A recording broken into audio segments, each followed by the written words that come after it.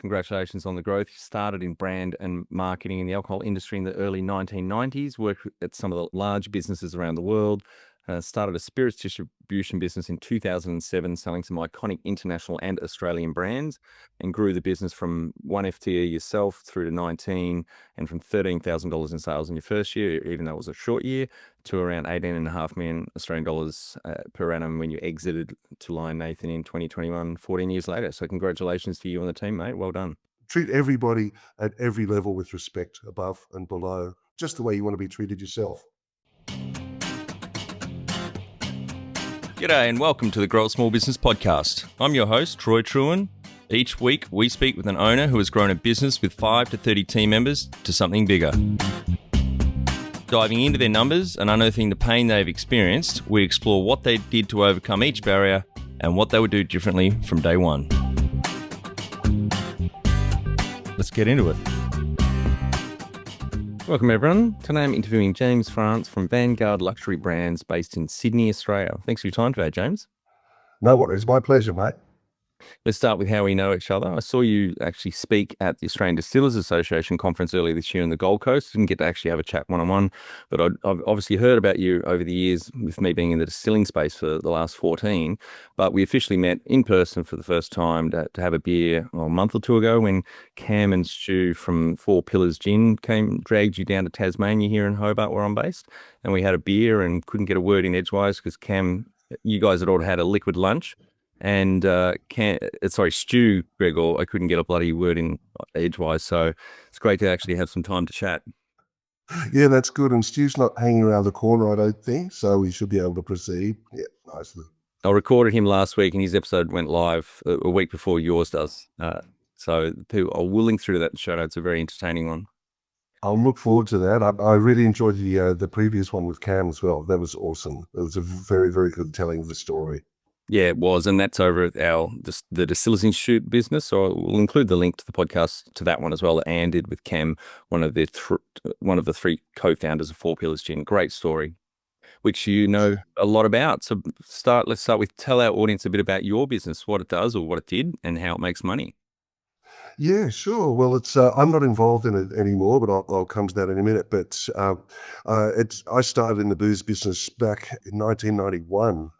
Came out of Unilever, where I started in sales, then moved to marketing. Very important for marketing people to have worked in sales, I think. I strongly believe in that.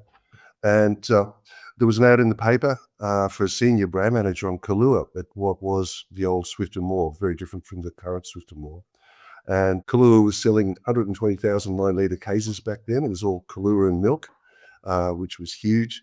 And I also had J&B Scotch and some other brands. Long story short, through the J&B connection, I wound up moving to New York, where I stayed 6 years. First 3 years of that with Diageo, as it is now, was Paddington Corporation back then. And then I moved to Remy Amérique and worked on Mount Gay Rum and the Macallan, which was a fantastic time to work on those brands. In the late 90s, but they said, look, we've just got this new tequila in our portfolio. We don't know what to do with that. We need you to do a national launch. And that tequila was Don Julio. So wow. That's huge. Yep. It was amazing. And that got me in love with the whole agave category, which a love that still exists very strongly today. And so I flew down to Mexico many times to meet with Don Julio and his family. And then we did a fantastic launch there. And that was one of the highlights of my career. I just really enjoyed that. In my office here, I've still got a handwritten letter from Don Julio on my wall, which was the speech that he wrote and delivered that day in Spanish, of course. He was a teetotaler, by the way. So, right. And so anyway, my visa ran out, came back to Sydney in 2000, started importing Herradura and El Jimador tequilas all by myself with a company called Spirits Australia. Which is nothing to do with what the ADA is now setting up as well, a body called Spirits Australia. Yeah. So I did that for a while, and then I moved to McWilliams Wines, who wanted to get into spirits. And so I took Herradura with me into their portfolio. They already had Drambuie. Then I added Kettle One and Hendrix, both of which were independent brands at that stage. So it was a really nice portfolio, but sadly, as happens in the agency business or the distribution business, you lose brands when they're good brands and the big companies buy them out. So Herradura was the first to go, family owned since 1870, I think it was. And the folks at Brown Forman bought that brand. Then Kettle One went to Diageo, and then the writing was on the wall with Hendrix. And I said to my boss, there's a brand of tequila called Patron, and they're looking for a new importer in Australia. And my boss said, look, we're just too busy on the wine side of things. We can't look at that. So we were kind of hobbled in our spirits portfolio. And I was in my mid-40s at that stage and thinking, oh gosh, I saw all these brands that were in the States that aren't here in Australia. There could be some opportunity. And so I went out, I left the company on very good terms. They gave me a NAG with Tattinger, which I thoroughly enjoyed a few years later. So that was great. And so I started up a company called Vanguard Luxury Brands. Initially, I had two partners in there, and we decided to amicably part ways after a fairly short time. So it was basically just my company after a couple of months. And anyway, we pitched for Patron, and the Patron people said, this is the best pitch we've ever seen, and your experience is great, but we don't want to go with a startup. So there I was at age 44 at the end of 2007 with a fledgling company with absolutely no brands. So that was a bit of a challenge. And then through a contact of mine, Naren Young in New York, he was at the time anyway, he suggested this brand called Aviation Gin, which was the first collaboration between a bartender and a distiller. So I started with Aviation Gin. I'd seen Florida Cagna rum when I was living in the States. So I got those guys on board. And I started off with a tequila called Trago, which was a great failure in the end. And we can talk about that when we come to failures later on. Jason Corley got on board in the early days with his Suets, which are still selling extremely well. And then after quite a lot of fighting, in a good way, I managed to get Saint Germain elderflower liqueur into the portfolio. And that was a game changer. And that came in, I think, early 2009. And that was a really interesting one because all of a sudden, I got into Dan Murphy's, which I hadn't been able to with the others, got into duty free, ALM, all of those things, which little brands like that, I didn't have any success before that. Paramount was very supportive from the outset, actually. Right? They were great. They trusted me. They took on everything that I had and did very, very well. So that was sort of how it all happened. And then things were going well. And then in early 2013, by that stage, I had a couple of part-time reps, but first few years it was all just me, which was a real learning curve too, because I was a trained marketer, and marketing is kind of, insulated from some of the harder parts of running a business. I never used to have to worry about cash flow or debtors, anything like that. So I was a salesperson. I remember flicking through literally the Yellow Pages book in my office, this office here where I still am, and ringing up random bottle shops, sending them out 50 more bottles of Florida Cagna and stuff like that across Australia. It was bloody hard. But anyway, by 2013, I did have a few brands on board. I had a few people on board, and then but woke up one morning early in that year to find that the bad news that Bacardi had bought Saint Germain. I don't blame them because it's a great brand and it was doing really well. So we lost that brand pretty much overnight, which was a really big setback for a small company. That was like a third of my business gone overnight. Later on in 2013, one of my team discovered this brand called Mr. Black. So we took that on, and that was doing nicely for us. A lot of work. It's always much harder work selling a liqueur than it is a spirit, because with liqueurs you have to tell people how to drink them. With spirits, And Mr. Black's a coffee liqueur, and they got bought out last year. It did, that's right. So that's a coffee liqueur, and the espresso martini, of course, was just taking off around the same time, 2013 and so on. So that was doing really well. And then that same year, I got a call from Stu Greta saying, oh, we're going into the gin business, and would you be interested in taking it on? And I thought, oh God, Australian gin, because it wasn't a thing back then. And at that stage, my company was really small still. And a measure of success for me was if I could sell 200 bottles a month of a brand, it was viable. But anything less than 200 bottles a month just wasn't worthwhile. So anyway, I said to Stu, yeah, what the hell? It could be a bit of fun. I'll take it on. If it doesn't work, it doesn't work. And Stu said, I'll mark my words. This will be your biggest brand in no time at all. I said, yeah, yeah, okay, fine. Anyway, let's just keep going. And anyway, within a few months, Stu was right. The brand was doing well. And over several years, that 200 bottles a month became 20,000 bottles a month. So it's just, incredibly successful brand. But you've spoken to the other guys about all that. So we were doing well with those brands. So we had two big players in the portfolio, but we were still pitching ourselves very much to the high end bars and so on. So it all worked well. Those brands, Four Pillars and Mr. Black, really dovetailed in with this approach of the best brands for the best bars. And I might touch on that a little bit more later on. Suffice to say that it's so important to have a USP for your brand or your company, a mission, instead of just saying, oh, we'll just take on something because we might make a few bucks out of it. The best brands for the best bars is what we got known for. It's what we focused on. It helped us make decisions about what the portfolio would look like. So if somebody came to us with a mass market brand that might have been, 4 times the size of Four Pillars, but it meant that we had to sell to different channels, sort of lower end places that more mass market. We couldn't do that because you can't service different channels like that effectively. So the best brands for the best bars really just kept us on track with who we were. And I'd go to Tales of the Cocktail, and I'd go to the BCB, but especially Tales in the early days, to see all the cool kids who were drinking and talking about and getting tattooed by or of.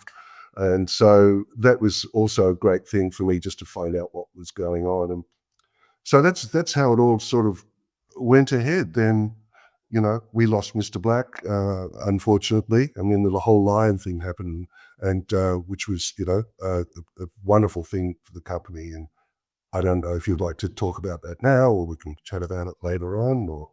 Yeah, because that was 2023, the same year that Lion bought Four Pillars. Is that right? Well, yeah, I actually was I was a little bit earlier. My side of things finished in late 2021, and the Four Pillars guys had about another year on top of that with their agreement. Yeah, but I stayed on until 2023. I didn't have to, but they said, do you want to stick around? So I stuck around for about 18 months just to help smooth things over, with brand owners and a lot of procedures and policies and stuff like that. Just kind of make a transition as smooth as possible. Yeah, great. All right. Well, let's answer question 2 and 3, how you started out, and you even told me what year you started and how old you were. So thank you.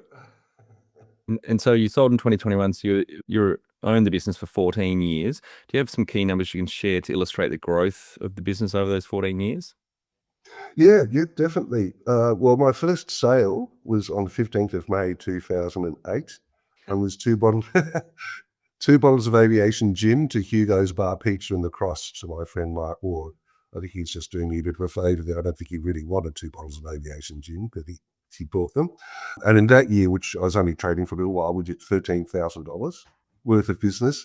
By the the third year, which is 2011 fiscal year, we'd cracked $1 million in turnover, which was a great milestone. Of course, I count excise in that turnover because excise I see is as COGS. You can't sell the product if you don't pay the excise. So some people prefer from an accounting standpoint to do the accounting excluding excise. I include it I include excise in that because it's really important that you can't sell a bottle without a label or a lid or excise. So Yeah. so 40% of that $1 million was excise. So that was year 3, and then in year 10, when Lion knocked on my door, we were doing about $18.5 million. Wow. So yeah, so we'd grown a lot, and of course, a huge part of that growth was due to Four Pillars. We cracked the 10 million mark around 2016, something like that. Well done. That's great growth. It was terrific growth, but the good thing is it wasn't just Four Pillars, and every brand was very much in the black, which was great, across the board. Yeah, well, Stu mentioned in the cast last week, because they sold in just under 10 years. They started in October 2013 and sold out July 2023. But you said just in under 10 years, they had sold over 6 million bottles of gin, which is phenomenal. So Would have kept you guys very busy. Yeah, it sure did. It sure did. There was a lot going on there, and still is. It's still, of course, a major priority for the folks at Lion. So, but in terms of headcount, as I mentioned before, the first few years it was just me. Then I get a couple of part timers on and off, and then when we lost Saint Germain, I had to take my Melbourne rep from full time. I was actually going to, make his position redundant. He said, "I can just keep me for 2 days a week." So I said, "Yeah." So I did, and he was bartending and doing other things from that side of things. And then there was a famous conference we had in 2016 in Terrigal, and there's this great photograph of a huge conference room, a little table in the middle with just 6 chairs, and that was our entire sales force in 2016. So, and then we had an admin person, an order processing person, and an accounts receivable person. Very important to have those roles. And then so we had about 9 people on board 2017. And by the time I sold the company, we were about 19, 20 people, something like that. And then Lion added to that very quickly as well as they went along. They had the resources and the depth in the sales area in particular. So they were able to put a lot more salespeople, and it showed. The numbers just went skywards after that. Yeah, that's phenomenal. Well done on that growth. That's amazing, James. Thank you. When was the moment you felt like you had succeeded? Yeah, I was wondering about that. I would say it's when we got our first ARIA award. That was for On-Premise Supplier of the Year, and I just happened to have it at my desk here all the time. I'm extremely proud of that, and it came as a real surprise. We were nominated for Supplier of the Year, but to see that actually happen, we were in just disbelief. A company that had been around for 5 years, beating all the big guys and all the medium ones and everything else. So that to me was a really tangible sign of success. And what does success look like to you? Well, success to me looks like not only awards, of which we got 3 while I was at the helm, which, again, a huge source of pride to the company and to the team. I think low staff turnover is a real measure of success, and we had very low staff turnover. Of course, a given is that you're profitable. And the other thing also is a sign of success was, I just loved, and I still love to this day, to be able to walk into a bar and be recognised by the folks that work there. I think, oh, that's great. I've made a positive impact on the industry, hopefully. And so that's a less tangible side of success. But I think the main thing is the low staff turnover. I think that's a really strong sign. Perfect question for you on many fronts, but with your experience, number one thing you'd recommend to marketing a fast-growing business? The number one thing probably is, you need to stand for something. You've got to have a unique selling proposition. I think that's incredibly important. So for us, it was the best brands for the best bards, as I referred to before. I think that's really, really important. And then everything can just hang off from that, Then, with your social media, one tip on social media, keep an appropriate voice. Write it yourself if you can. Um, you know, Finding that out to agencies, it can be very hard for agencies sometimes to get the right tone for the particular brands that you're talking about. So if you can write it yourself, do it. The other thing is use people in your images. Don't just show bottles and drinks.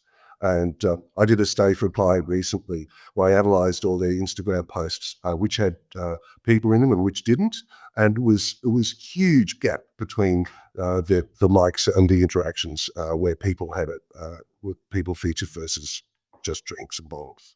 So Yeah. Back to your point there on unique selling proposition, or that is so important. And a good case study is in the gin industry, funnily enough. Here in Australia, what would you say about literally 1,000 different Australian gins at the moment, craft gins? yeah, probably. Yep. 700 distilleries, all making multiple gins. Yeah. Yeah, New Zealand's got about 100. So we've got there's about 150 distilleries in New Zealand, roughly. I think that's getting close up to 200. And obviously a lot of those are gins. So people do ask me a lot, is the gin market too crowded? And I always answer, not if you're different. And there's a really good example of that. They only launched about 3 years ago. We had them on our Distillers Industry podcast. Have you heard of the gin called Strange Nature? No, I haven't actually. No. I'll send you through that podcast, but they're selling for about $150 a bottle, Kiwi. in the gin space. And what makes them unique is they partnered with Sauvignon Blanc winery in Marlborough in New Zealand. It's the second biggest selling non-alcoholic Sauvignon Blanc in the US, obviously made in New Zealand. And they just during COVID, I think the guys got a bit bored at the start of COVID and was talking to the winery owners and said, "Well, what are you doing with all the ethanol that you're pulling out of your wine to make it non-alcoholic, just tipping it down the drain?" And so they started experimenting and used that as the base for their gin, and it's got beautiful packaging for the bottles and boxes, but also a unique spirit as well. Oh, wow. That's a great story.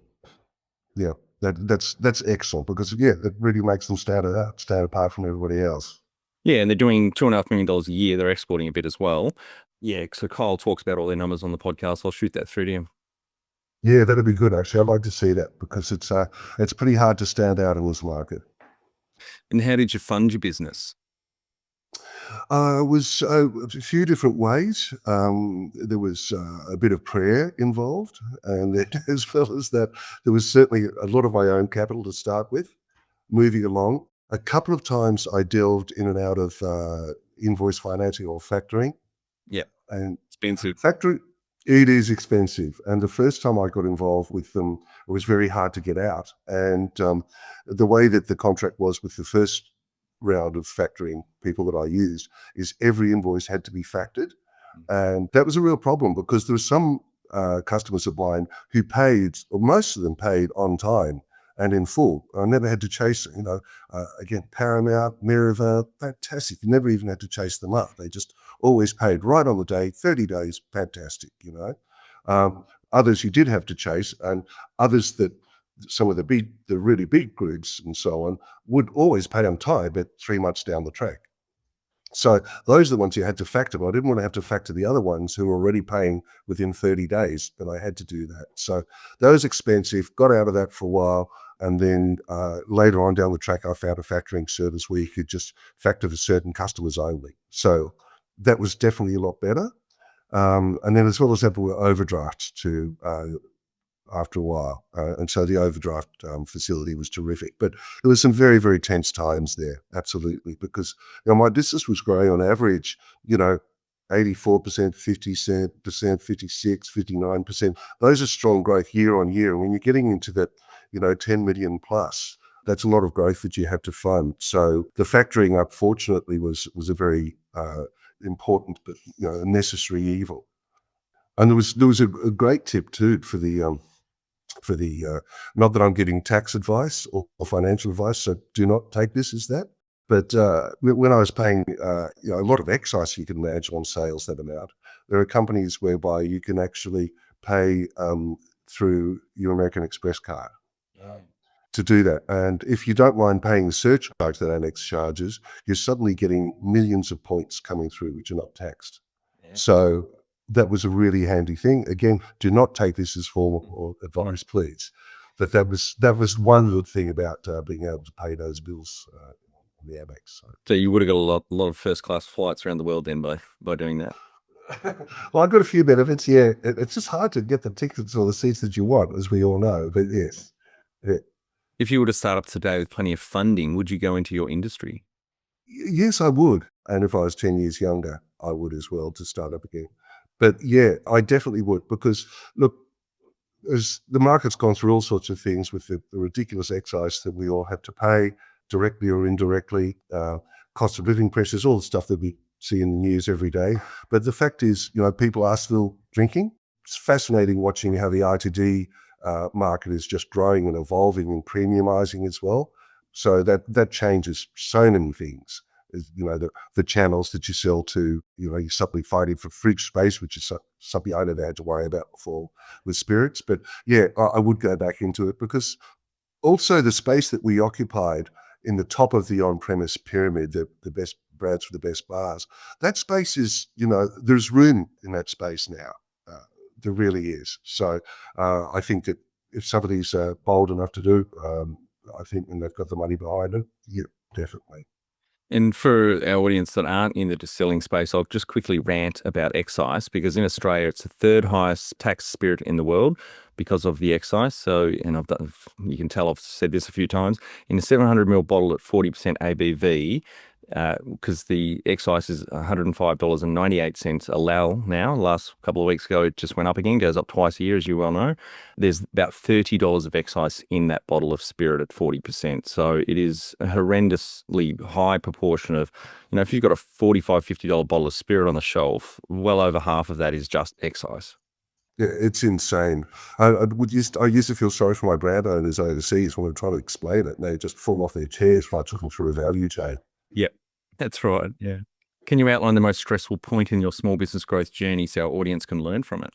The most stressful point probably would have been losing, my two biggest brands. That was really, really hard. Saint Germain and then Mr. Black, when that was taken and moved over to South Trade.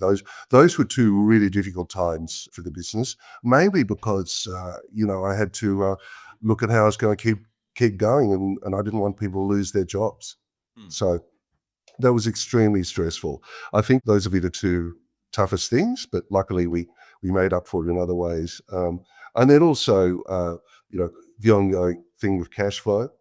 And also there were some debtors that we had, a couple in particular that knew that they owed us money and they kept trading and they wouldn't pay us. And that made me angry. It made me stressed and angry, knowing that you go to these places, you see the venues teeming with people throwing money over the bar and still not paying us. So that caused me stress, but that was more emotional rather than a rational thing. Yeah. Yeah. And did you have aviation gene all the way through it? And if so, did you get to meet Ryan Reynolds? Sadly, no. I met the original Ryan Megarian who started the brand. Then he sold it to a group in New York called Davos Brands, who then did all the engineering to get Ryan Reynolds on board. And so we kept the brand after Diageo bought it, but they did only till the end of the distribution agreement, and there was a very amicable handover there. So sadly didn't get to meet Ryan Reynolds. No. What area in business do you feel you've had to work on the most to add the greatest value? I would say probably the finance side. Again, coming from marketing, I didn't know how to read a balance sheet and, P&Ls, had a vague understanding of all of that sort of thing, but I didn't understand, for example, the ratios that you should be looking at. So from my company, between 40 and 42% of gross turnover was spent on excise. So if I'd be looking at a P&L and I suddenly saw that it was 36%, I think, hey, there's something wrong there. Or if I saw it was 46%, So that was, I think, probably learning the finance side was the tough thing. And also the difference between profit and cash. In some ways, I really can't believe how green I was when I was starting up the company. I'd sort of say, well, we made profit. We paid tax on that profit, sometimes more tax than the big, huge multinational tea companies would pay, But we paid, but why is there no money in the bank? And I realized, it's because I was growing all the time. And ironically, when the growth slows down, you actually get more money in the bank, even if you're making less profit. What have you enjoyed the least about managing fast growth? Payroll tax would be pretty high up there. Yeah. I think that's an absolute dog of a tax. It's the biggest disincentive to employ people that you can possibly imagine. And with payroll tax, not only comes the expenditure, but the admin of it all, because it varies across every state. So I really found that was a horrible side of things. I couldn't stand that. And then also just the whole thing of just, burning cash the whole time. It was just very, very hard. The cash flow, everybody talks about cash flow, and it's a real thing, it really is. So I would say those things would be up the top of the list. What do you love most about growing a small business? I just love the success. I suppose the recognition, the fact that you're keeping customers happy, that you're keeping brand owners happy. One of our sort of high profile brand owners used to say, "Our Vanguard is the gold standard. If all of our importers were like this, we wouldn't, I'd be out of a job," kind of thing. So I think just getting good results and making people happy at all ends, from the supplier through to the customer and ideally the end consumer. That's probably what I love most about it. I think, I was creating jobs and people were very happy. What has been the biggest mindset shift for you in your small business growth journey? I would say probably the need for policies and procedures. When I started up the company, it was just all built on trust and good people and We knew that people were going to do the wrong thing by and large. There were a couple of people that probably took home some more expensive samples than they should have, and a few things like that. But generally speaking, I didn't have many formal policies in place, and so that was a mindset shift as we grew. I had to say, all right, now we've got to put guidelines on this and restrictions on that and so on. So that was something that was, I think, a bit of a mindset shift for me as well. The number one habit you think a small business owner needs to develop and maintain? I think the number one habit is to remember that whatever position you are in the company, you are actually in sales. And some people get afraid of the idea of sales and the possibility of rejection and so on. But honestly, we're all in sales, and you have to remember that. So the person that's taking the orders on the phone, they're in sales. There's the person the accounts receivable person that's ringing up customers, they're in sales. Myself as the managing director, when I was managing director, I was in sales. I think that's a really important thing for people to get their head around. Every touch point, you have to remember that you are selling for your company. Are you a small business owner who is ready to take your professional growth to the next level? Sign up to the Grow a Small Business Weekly newsletter. This is your go-to email every Friday and will take about 2 minutes to read. Join the Grow a Small Business community who, like you, are investing in their professional development. Each week, we curate valuable resources, whether it's expert advice, books, podcasts, industry insights, or actionable strategies. We've got you covered. Leave your email at growasmallbusiness.com/weekly. Can you talk to how you've added people to the team, some wins, mistakes, and advice for those listening? Yeah, definitely. Well, certainly from the Salesforce side of things, there's no shortage of bartenders out there who love the industry, but suddenly want to get back to normal 9 to 5 hours. So we would just put the word out there when we were looking for somebody on Bartender Exchange and so on, those sorts of vehicles in Facebook or wherever it might be. So look, we're looking for a salesperson, and we'd get all these great bartenders applying. So that was how we applied it. In terms of the administrative roles, sometimes you went through recruiters, and if you can afford a recruiter, I do recommend it. It's expensive, but they do they can see through the BS that some people might be putting up, and they'll do all the background checks and they do that sort of thing. And we got some really good admin people through recruiters. One of the watchouts, it's a hard one, is when people put referees on their CVs. Of course, they're people that are going to say nice things about them. Yep. And so I got caught on a couple of occasions where I call up a referee, and in one case in particular, there's quite a high profile person in the industry, and they raved about this person. I said, "Oh, okay, well, with a reference like that, you're in." And the incumbent turned out to be really not very good at their role. Yep. That is, very, very good tip. What are some of the things you recommend to building a sustainable and kick-ass culture to help with the growth? You have to start off by treating everybody as adults and treat them with respect, which is how I did it. I just thought, okay, well, you're on board here. Don't fuck around. Work hard. I can see if you're not, but just make sure that you're a good person. I'm trusting you. Take whatever samples you need, and so on. So I think that really, really helps with the culture. So also, if you ask questions of them rather than criticizing, so instead of saying, "You did that wrong," you say, "Do you think there's another way that maybe we could have looked at this?" And again, it doesn't make them feel bad, even though they might know deep down that they've made a mistake. If you're treating them, again, with respect and just asking the question and putting it that way, I think that helps. Yep, definitely. Tell our audience how you've handled balance. Not well. You mean work-life balance? Yeah, I figured it would have been shit early on, but you got a handle on it near the end before exit. Yeah, I did. It took a long time, though. I mean, I remember when the kids were quite young, we went on a holiday to Thailand, and my wife was out there with the kids, and they were sort of looking at elephants and going down the water slide and all that stuff. And I was in the hotel room pretty much the whole day, processing orders and fixing delivery stuff ups and things like that. And I was only really towards the end when the company grew to, quite a decent size of, 20 people or thereabouts, where I could go on holiday and turn my phone off. And I removed the emails, my work emails from my phone for that time as well. put it back on when I came in. But no, it's not something that I handled well. I don't know how many small business operators can really do that, because I think to succeed in a small business, you have to be obsessed, unfortunately. You can't just start it up and then just watch it roll along. How much professional development have you invested in yourself? Not a lot, to be honest. I did, this is after Lion came on board.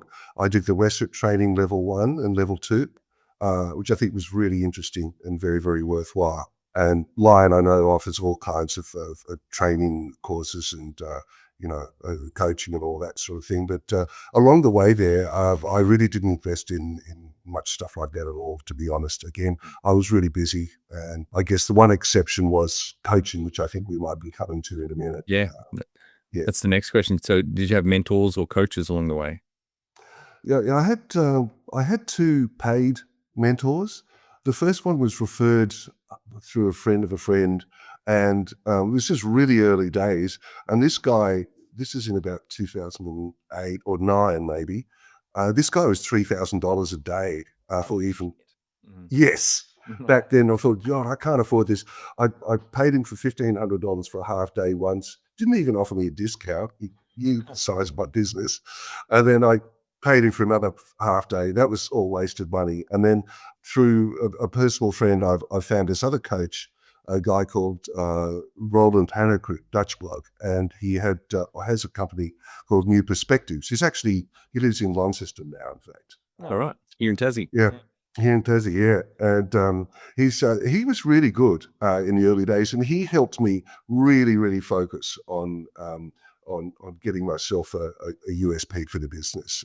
Yep. And I owe a lot of that to discussions that I had with Roland. He was very helpful on that side of things. And again, he would just tell me if I was doing stupid things with my cash flow or whatever else it might be. He had a really good overall view of how to run a company.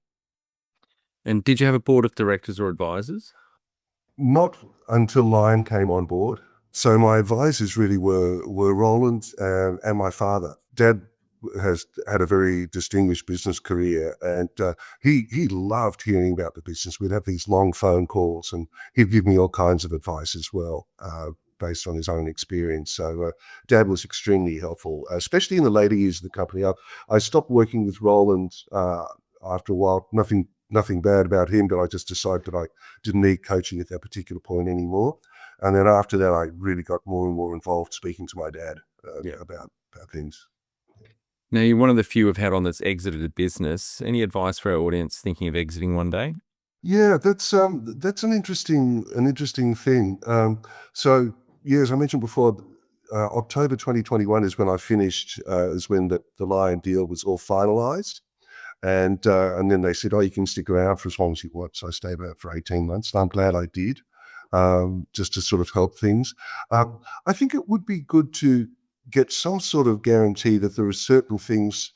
It's hard because they're going to own the company, right? But it would be good to say in writing, "Can you please make sure that you still look after these things after I'm gone?" Uh, they have no obligation to do that. I don't blame them, and that's their choice, of course, to run the company however they feel like. And they've done a wonderful job in growing the company. It's probably 3 times the size it was now when I sold it. Yeah, I don't know. Don't quote me on that. It's just a very rough estimate. But there would be some merit, and at least try to get an agreement to say, well, just make sure you look after these things after I move on. Yeah, great. All right, James, we're on to our final 5 questions. What do you think's the hardest thing in growing a small business? I think it is feeding the cash flow furnace. I really think that's very, very difficult. And even though there are different ways to do it, you need to budget for it. So if you're going to do factoring from day one, build that into your cost basis as well, so that it's not eating into your profit. Favorite business book which has helped you the most? This little book by my old coach, Roland, The 10 Truths for Raising a Healthy, Bouncy Business. Yeah, and it's got real life stories in there, and each chapter ends with what he calls a bedtime story, which is a true life case study from one of his other clients, and gives you next steps and resources. It's a really good book, actually. I do recommend. I'm going to put that on my list. Thank you. Any great podcasts or online learning tools you use for your own professional development?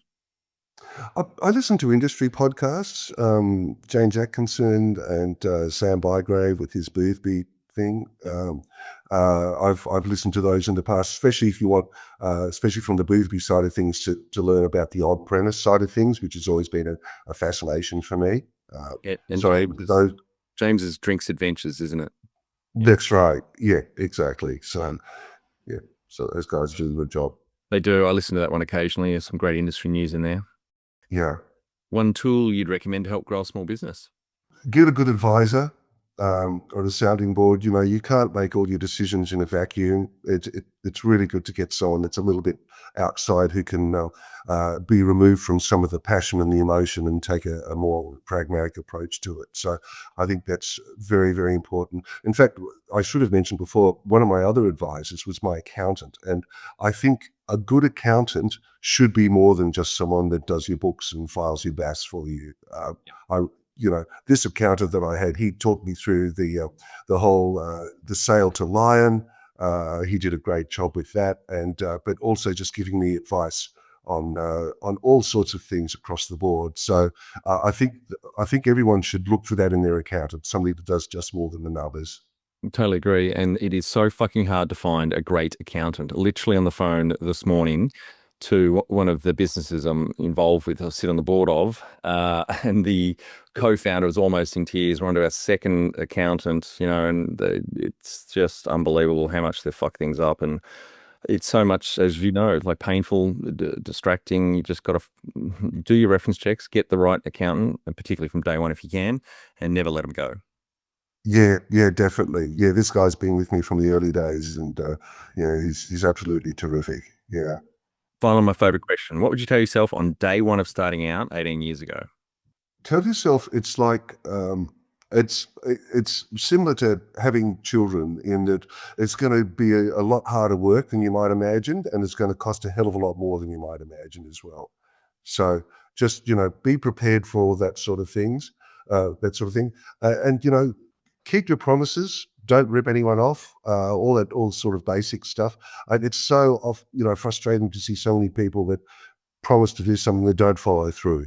That's really, really annoying. And I think the trade respected us for that, because if we said to get back to them by Tuesday, we would, under those sorts of things. Treat everybody at every level with respect, above and below, just the way you want to be treated yourself.